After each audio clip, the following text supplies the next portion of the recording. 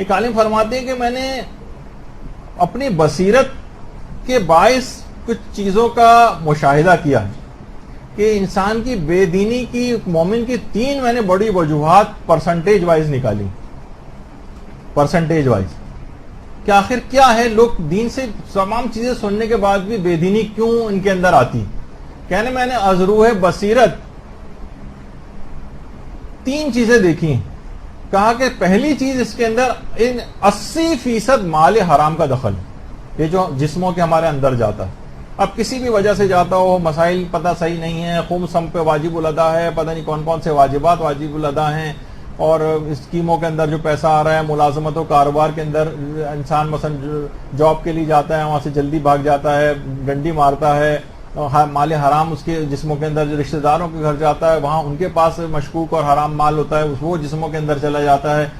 تو کہتے ہیں کہ میں نے بے دینی کی وجہ میں 80% مال حرام کو پایا. پہلی وجہ 80% مال حرام، اور اس کے بعد کا 10% یہ ہے بے نمازی کے ہاتھ کا پکا ہوا کھانا.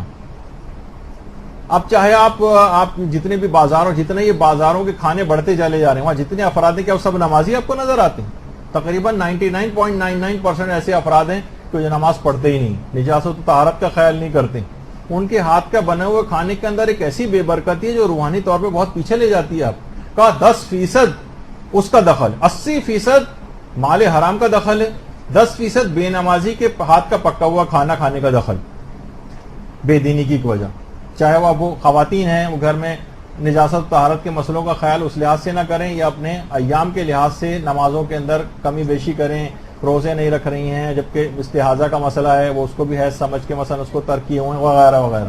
بہت ساری ایسی چیزیں کہ وہ اس کے اندر بے نمازی، بے روزے اس کے اندر آ جاتی ہیں. اور فرماتے ہیں کہ تیسری وجہ وہ یہ ہے کہ صحبت نیک سے انسان دوری اختیار کر لے. 10% میں نے اس کو وجہ سمجھا. ازروح بصیرت میں نے حاصل کی یہ چیز کہ 3 سب سے بڑی وجوہات ہیں. یعنی انسان اگر واقعی صحبت نیک حاصل کر لے نا تو فوراً اس کو احساس ہوگا نہیں مال حرام پہ مجھے نہیں جانا ہے. پھر اس کو یہ احساس ہوگا مجھے تبلیغات کرنی ہے تو کم سے کم اپنی بیوی، اطراف کے افراد ان کو کرے گا کہ نماز کے عادی ہو جائیں تاکہ کم سے کم ان کے ہاتھ کا بنا ہوا بے نمازی کے ہاتھ کا کھانا نہ جائے. تو یہ صحبت نیک سب سے اہم ترین چیز ہے اگر اس لحاظ سے اگر آپ دیکھیں.